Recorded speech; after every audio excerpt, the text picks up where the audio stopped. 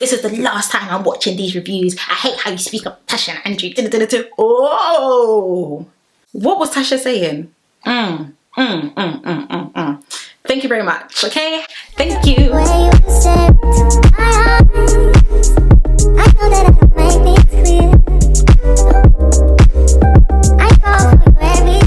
Hey everyone, welcome back to my channel. I hope everyone is doing okay and everyone is doing well. Another day, another Love Island review.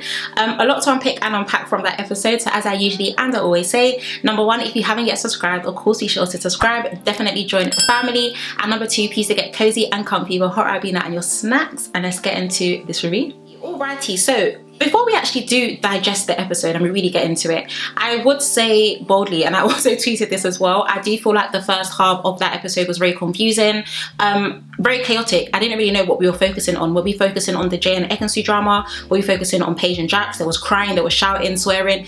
Just a bit too chaotic for my liking, but I feel like the episode did pick up ish as it did go on.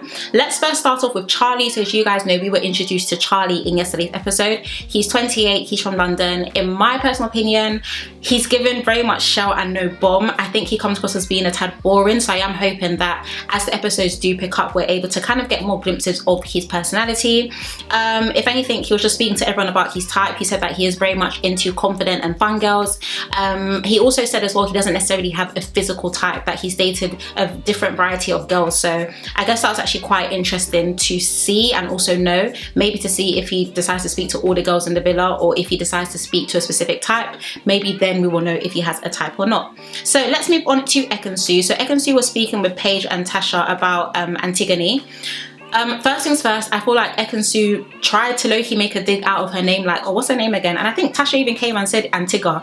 So even Tasha was, you're saying the wrong name with the wrong name. It's not making any sense. But for me, I was just thinking like, okay, I know that different names and different cultures have different names and things, but Ekin-su, your name isn't, you know, the easiest name as well for some people. So learn the girl's name. Thank you very much. So basically just having a chat about Antigone, how they feel about her addition in the villa. I did already say this in yesterday's episode that I think she's a breath, okay? A breath of fresh air. I do really like her. Just gives me sunshine vibes and definitely good vibes. So we are definitely here for Antigone.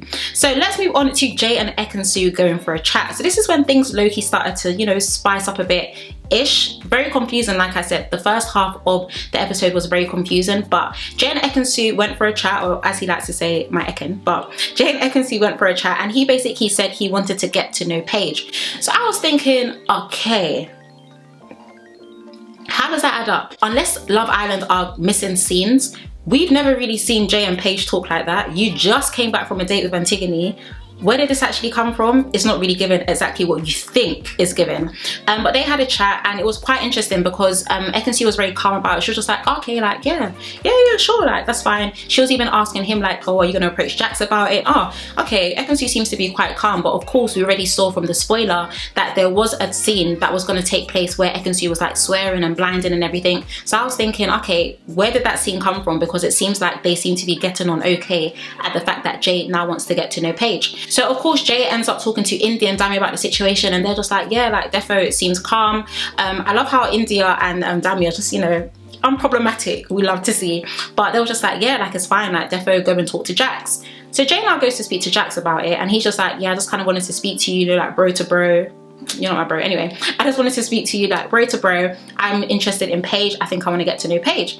And Dragsss instantly says, oh yeah, crack on. Crack on. Is it crack?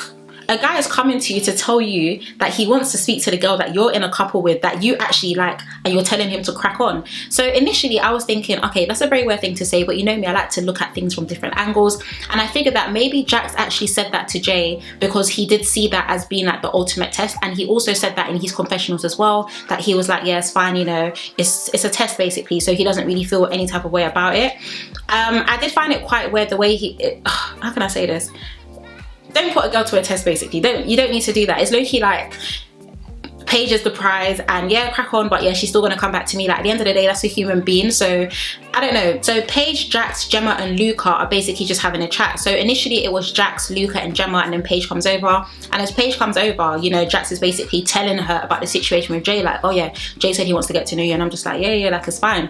Instantly Paige's face is like, she literally froze, and I don't blame her, because like I said, if my man, even though we're not in a relationship, but if a guy I'm interested in is telling me that another guy told him that he wanted to get to know me, and you told him that it's okay, I'm gonna look at you sideways. So I do feel like Paige's response was 100% warranted and definitely valid. So let's move on to Ekin-Su. Okay, not even move on, let's move back to Ekin-Su. So you already know that her and Jay had the conversation, and she seemed really calm about the whole situation. And then Ekin-Su is now in the room by herself, by the way. I did have a theory that the producers actually told her to act the way she acted, but that's just me. Let me know if you agree, let me know if you disagree, it's fine. But Ekin-Su literally goes into the room, and it's like she's giving herself a pep talk in the mirror, like, what? You're not moist. Like, literally, you're not moist. The guy that you're in a couple with told you wants to crack on with another girl, you're saying that's fine. It's like, this is the conversation she was having in her head. Ekin-Su now comes out, sis is on smoke. Ekin-Su was on smoke. So immediately Ekin-Su goes to Jay, and she's just like, oh, I just want to let you know, yeah, I take everything that I said back. That's a muggy of you. You're a player. You're the biggest player here. People think I'm a player. You're a player. You're this. She starts clapping for him. She starts effing, starts blinding. How the heck are you going to tell me you want to get to know Paige? So for me personally, I just feel like the transition in her response and also in her reaction, I don't think it was normal, unless it's normal. Unless it's normal, let me know if you think it's normal. But I do think maybe the producers did have a say in that, because the transition and the switch up for me was just a bit awkward. What was quite funny as well, obviously she was like, you know, I picked you, like Davide could have gone home, and I picked you, and he was just like, oh yeah, cool, well, that's your choice. And I'm thinking, hey, this woman's head is going to explode, as people like to say, Ekin tsunami, all right? Dragsss is confronting her as well, and Dragsss is like, oh, like, of course he's gonna get annoyed, like, he's known you for 2 days and now he knows you are effing crazy, blah blah blah. So for me, on one hand, I guess I do understand where Dragsss is coming from, because maybe, of course, this isn't the first time we've seen Ekin-Su, you know, like shout at a guy or anything like that. We definitely know it happened with Davide, and that turned out very interesting. But on the other hand, I don't know how happy I was with the way that the guys were kind of ganging up on Ekin-Su. If roles were reversed and if the genders were flipped, you know, that wouldn't happen. So I feel like because she's a girl, maybe they kind of took liberty at the fact that, okay, yeah, I'm just going to say whatever I want to say. Of course, no one was defending her, and I think that's because Ekin-Su has brought a lot of drama in the villa over the past few days, and maybe some people don't trust her as much. But yeah, I do feel like that's quite interesting, because although this could have been genuine, I do feel like, number one, the producers probably did have a hand in telling her to act like that, and number two, Jay went about it in a better way that you went about it. So you're calling him a player and everything, but he actually told you didn't tell Davide. Instead, you were doing up, crawling on the terrace. So that's just my opinion. I'm in two minds about it, if I'm going to be honest, but I'd love to know what you guys thought. I'll be honest as well, that argument was 100% underwhelming. After the argument was done and the scenes were just going back to normal scenes, I was like, wait, is this what you guys were hyping up yesterday and in today's teaser? Because now the argument is done and we still have 45 minutes left. Producers, it is not giving. So that's just my personal opinion on that whole argument. Let's move over to Tasha and Charlie. So Tasha and Charlie ended up going for a chat. He did mention, of course, that he is quite interested in her, and she did say she would be open to speaking to him, but of course she is very happy and secure with Andrew. You guys already know how I feel about Tasha and Andrew, and I'm still going to speak about them at the end of this episode, because some of you came to tear my singlet, okay? You came to tear my singlet, but did what I say not come to pass at the end of the episode? All right, wait there, we're definitely going to get into it. Briefly, let's speak about Danica and Davide, briefly, ever so briefly, because I have words, but at the same time, I don't really have words. So Danica and Davide were, of course, just having a chat. Personally, I don't feel like there's much of a connection there. I think, if anything, maybe Danica is trying to get her foot in the door with someone, because of course, if she doesn't, it's likely that she will have to go home on the next recoupling if she doesn't actually solidify a relationship with a guy. So yeah, they were just speaking, talking about their type. All of a sudden, Davide kisses her. How does that make sense? Davide just randomly kisses her, and she seemed just like, whoa. I'm literally just thinking, okay, that's a bit random. What was even more random was, even after the kiss, Davide was like, you know, that's a gift from, you know, that's a gift from me to you. So do I think Davide kissed her because he liked her? No. I think Davide was kind of just liking the compliments that were coming from Danica and just figured he would kiss her. I'm not looking deep into that unless they show me new scenes or further scenes with their development over the next couple episodes. But for me, I just don't feel like Danica and Davide match, and I do feel like that was very random. So yeah, very interesting. So let us move on to Charlie going to see Ekin-Su while she was in the makeup room. Once again, I do feel like the producers probably did have an input in regards to that. It was very random him going to see her, but anyway, they were just having a conversation. They were speaking, and then she obviously now started saying, you know, she doesn't have a type, and then Charlie just started saying like random stuff like, oh yeah, you're just gonna settle for everything, like anything, innit? Like anything will do. Oh yeah, you're just looking for someone with a pulse. I'm thinking, hey, can no one see or can no one hear what I'm hearing? He's literally taking digs at her, like almost like Miss Desperado. You're just gonna take anything that you can get. Personally, do I think anything is going to develop from Ekin-Su and Charlie? I'm not really sure. We're gonna get onto that later anyway. But I do feel like that conversation definitely was a part of the producers to kind of just tell him to do that, because Ekin-Su was literally there quiet, and then all of a sudden Charlie decides to go into the house and go and see Ekin-Su. Let's move on to Antigone, Paige and India. They'll basically teaching, you know, they were basically speaking to Paige about how she feels about the Dragsss situation, because of course you can tell that Paige was actually quite distraught, definitely does like Dragsss, and I guess that whole situation just low-key threw her off. Of course Paige ended up going upstairs and Paige ended up crying, and you know we love Paige over here, right? We definitely do love Paige over here, but Paige was crying. I feel like from Paige I definitely get the vibes that she's a girl that wears her heart on her sleeve. Very emotional, very loving, and also very caring. Some people were speculating, I was also part of that speculation, but some people were speculating that maybe Paige and Jacques done the in the hideaway, because the emotional investment here was just a bit much, okay? Definitely a bit much, and I won't be surprised if that happened. I guess when they even came out of the hideaway, they both did say that nothing happened. They could be lying, they could also be telling the truth, who knows? But the way Paige was acting, I think it lets us know that there probably is more to the story when it comes to her and Jacques overall. So of course, obviously, she's there, she's crying, so that she's going to bed, and then Jacques ends up walking through the door. So Jacques walked through the door, and a guy can always tell when his girl's upset. Even if you wash your face 10 times, your eyes are still going to show that you're upset. So Jacques has obviously picked up on the fact that she's upset and really wanted to get it out of her, like, you know, what is up, what's happened, is everything okay? I think Jacques probably realized his mistake in terms of the whole Paige and Jay situation, so maybe he was definitely trying to rectify it. Whether or not Paige did tell Jacques, I'm not sure, because the camera or the mic didn't pick up on that, but she did end up kissing him, and then she sat on his lap, and then they did share a few giggles here and there. So yeah, very interesting. But I do feel for Paige, honestly. She seems like an absolute sweetheart. Let's move on to the nighttime. Not really much that I do want to flag up. I guess the only thing that I do want to flag up is the fact that Davide and India were sharing a little smoochy smooch. You know we love, okay, unproblematic and still showing affection. We stand. Jacques and Paige, they were kissing it up, so I guess they probably have made up. And Tasha and Andrew, that's all I'm gonna say. If you saw, you saw, and if you haven't, you can definitely go and watch it on ITV Plus on demand. Thank you very much. So moving on to the following day, as you guys know, the morning is low-key used as therapy sessions for the girls and for the guys. Everyone was just speaking about things that are going on. If anything, from the girls, Ekin-Su was just speaking about how she wouldn't apologize for anything that happened with Jay, so I guess she doesn't feel regretful over how she spoke to him the night before. Jay was also speaking to the guys that he's very happy that he did open up about the situation, and that he is open to getting to know Paige and speaking to her on that level. Anything else I want to flag up? Danica. So Danica was telling the girls about the kiss. Do I think the girls really cared? I'm not really sure. Like I said, I think the kiss was very random, but she was literally speaking about the kiss. Ekin-Su said, oh yeah, like, I think Davide really likes you. Meanwhile, Davide's talking to his boys, and Davide's saying, oh yeah, like, you know, it was a gift. So it literally just made me, I don't know. Do I think anything is going to grow from Danica and Davide? Probably not. I feel like Davide, as much as he's very funny and we do really like him, has a very big ego. He knows he's very good looking. So I think for him, that was just kind of like an ego thing. Like, oh yeah, I'm going to give you a kiss as a gift. Who does that? Davide does that. So yeah. So let's move on to Jay pulling Ekin for a chat.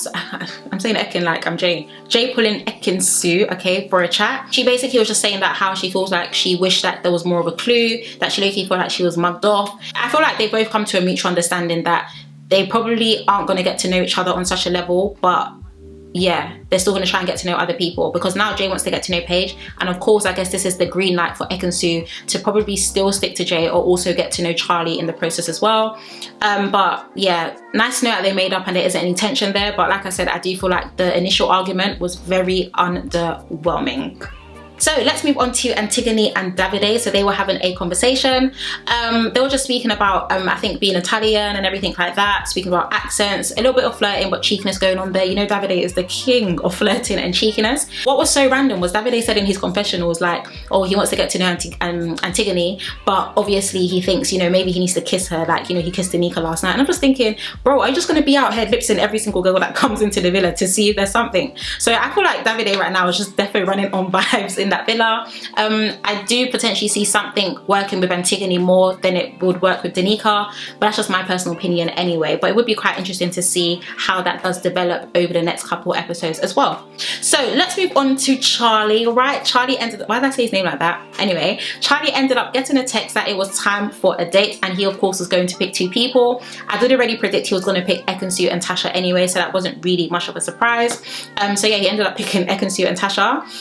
First scene, when I saw them getting ready and walking into the hideaway, I said it's given budget, okay? Not them having a date in that hideaway. Love Island producers, are things okay? Okay, is ITV okay? Let me know. But yeah, for me, I feel like it was definitely given tight budget. The date was initially in a hot tub. Ekin-Su's date was first. If I'm going to be honest, I think the date was okay. I think Ekin-Su came across as being very calm and very relaxed. Maybe because of all of the heated situations and arguments that she literally had the date prior. But they were just speaking about their types. She did mention that her mum is a relationship therapist. Interesting, because yeah, very interesting. I still think Charlie is boring. Gosh, forgive me, I do think Charlie's boring. I did note down though that when she came back, she told the girls, oh yeah, I don't think I'm gonna go for looks anymore. And I'm just thinking, okay, it's like you're calling Charlie ugly. Because how can you go on a date with someone and then automatically say, oh yeah, I'm not going for looks, like I'm definitely like going for personality now. So what were you doing before? You were going for looks. So what are you saying now? Am I making sense? I think I'm making sense. So that was just my thoughts on that date. I can quickly move back into the villa before we do get into Tasha's date with Charlie. Jay and Paige were having a chat, and Paige basically said that she would be open to get to know Jay. That's very interesting. I do feel like maybe Jack's whole situation may backfire on him, as much as he did think, okay, maybe what me and Paige had was really strong. Maybe she actually does get to know Jay on that level and she actually does become really interested, and then Jax is the one that is left out. So interesting to see that now Paige is very much opening up, or very much okay with opening up to Jay. Even prior to this, she did have a conversation with India, I believe, and India was just like, yeah, like, you know, get to know him. It's up to you at the end of the day. Like, this is an experiment and you have to do yourself the honors and do what you want to do. And she was just like, oh, it just feels like, you know, like maybe cheating. So I think if anything, that just kind of solidified what a lot of people were thinking in terms of Paige actually sleeping with Jay. Paige actually sleeping with Jax in the hideaway, because cheating, speaking to another guy, and you're not in a solidified relationship, it's not really given what it needs to give. So that is that situation. Let's move back to Tasha and Charlie. So of course, Tasha was the second person that Charlie decided to pick for the date. She basically said that she was open-minded about getting to know him, and she was still exploring her options in the villa. Whilst this was going on, the guys were speaking back at the villa. It was giving gossipy. Definitely given gossipy. They were saying that, oh yeah, they think that Tasha's head can 100% change, turn for Charlie. So it's definitely given gossipy, but I also do think that as well. Interesting that they were saying that obviously behind Andrew's back, but I think Andrew was 100% stressed, okay? 100% stressed as that date was going on. So of course, Tasha ended up coming back and she's gisting the girls on how the date went, as well as Charlie. Charlie did say that the date went well for both of them and he feels like he wants to get to know both of them. But Tasha was just like, yeah, the date actually went better than expected, and that she is definitely going to pursue getting to know and speak to Charlie even more. Now, before we get into that, okay, before we get into the tomorrow night, when I said, listen to me well, okay, because when I talk, it's like I'm just talking. I said in a couple videos ago, I said I definitely think and I feel that Tasha and Andrew are not going to last, because Tasha is a sly one. Okay, Tasha's a sly one. You can definitely tell that Tasha's a sly one as well. But people were like, oh, I think someone even said, oh, this is the last time I'm watching these reviews. I hate how you speak of Tasha and Andrew. Oh, what was Tasha saying? Thank you very much, okay? Thank you very much. And like I said, we're all entitled to our own opinion, but you can't get onto me by having an opinion that comes true. Okay, the opinion came true. Am I saying the right English? The opinion came true. I think I am. Anyway, yeah, the opinion is facts. Okay, that's all I'm saying. So as you guys know, we got a tomorrow night, and tomorrow night there is going to be a recap coupling. So who knows, I don't know if the girl was going to pick or the guys are going to pick, or we're possibly not even going to get a recoupling tomorrow. It'll probably be the recoupling at the end of the episode, and then on Sunday we're going to get the little bish bash bosh, because as you know, Friday is the last episode for the week. But we did get a small glimpse into Andrew. He literally was just like, 1 minute Tasha wants to leave with me, the next she's saying she wants to get to know him. So I think Andrew is 100% rattled, because probably in tomorrow's episode more situations in regards to Tasha and Charlie is going to come into light. Like I did say, thank you very much, Tasha's head will turn at any given opportunity. It gives me that vibes, okay? She definitely gives me that vibe. I'm not saying she's not a bad person. Wait, I'm not saying she is a bad person, but I just feel like for me, Andrew was definitely her safety net to stay in the villa. And now that another guy has come, she's kind of like, oh yeah, you know, Charlie is like my type of guy, type of situ. So am I surprised that Tasha has decided to turn her head a bit? I'm not really surprised. But yeah, when I talk, you say I'm talking, but here we are. So guys, that is the end of that review. As always, I love to know what you thought in the comment section below. I love reading you guys' comments in regards to the episode, so please let me know what you thought. Overall, like I did say, I do think the episode was very chaotic in the beginning, but it definitely did start to pick up. As always, if you haven't yet subscribed, of course be sure to subscribe. And once again, Anna, thank you so much for watching. Please do take care, stay blessed, and I shall see you tomorrow.